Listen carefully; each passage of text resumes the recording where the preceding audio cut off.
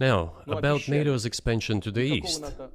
Well, we were promised no NATO to the east, not an inch to the east, as we were told. And then what? They said, well, it's not enshrined on paper, so we'll expand. So there were 5 waves of expansion: the Baltic states, the whole of Eastern Europe, and so on. And now I come to the main thing. They have come to the Ukraine, ultimately. In 2008, at the summit in Bucharest, they declared that the doors for Ukraine and Georgia to join NATO were open. Now about how decisions are made there. Germany, France seem to be against it, as well as some other European countries. But then, as it turned out later, President Bush, and he's such a tough guy, a tough politician, as I was told later, he exerted pressure on us and we had to agree. It's ridiculous, it's like kindergarten. Where are the guarantees? What kindergarten is this? What kind of people are these? Who are they? You see, they were pressed, they agreed.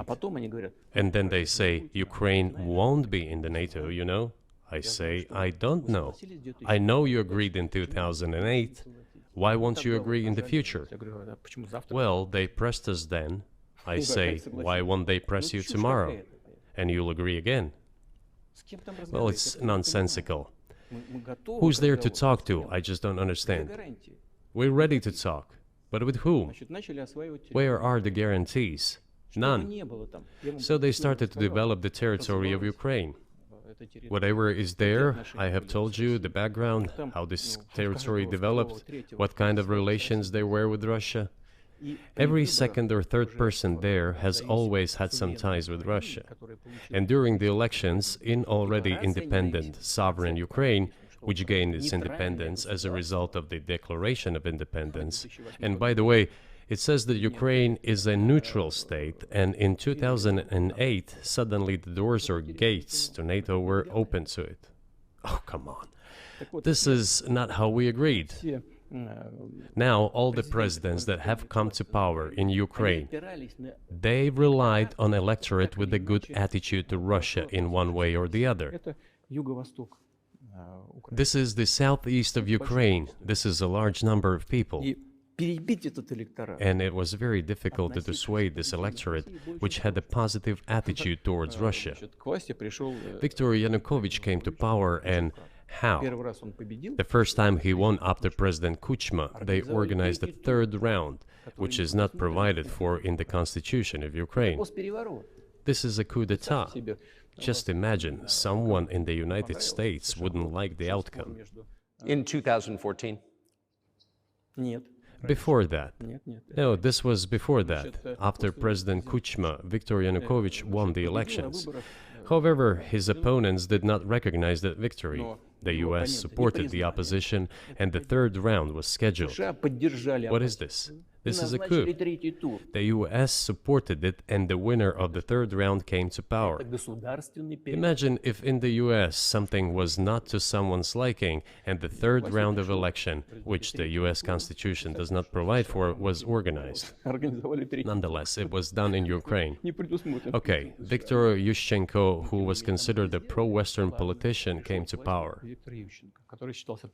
Fine, we have built relations with him as well. He came to Moscow with visits. We visited Kiev. I visited too. We met in an informal setting. If he's pro-Western, so be it.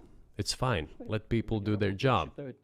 The situation should have developed inside the independent Ukraine itself. As a result of Kuchma's leadership, things got worse and Viktor Yanukovych came to power after all. Maybe he wasn't the best president and politician, I don't know. I don't want to give assessments. However, the issue of the association with the EU came up. We have always been lenient to this, suit yourself. But when we read through the Treaty of Association, it turned out to be a problem for us, since we had a free trade zone and open customs borders with Ukraine, which under this association had to open its borders for Europe, which could have led to flooding of our market. We said, no, this is not going to work.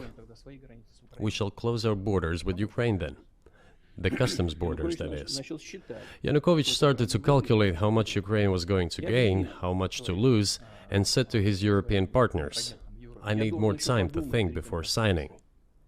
The moment he said that, the opposition began to take destructive steps which were supported by the West.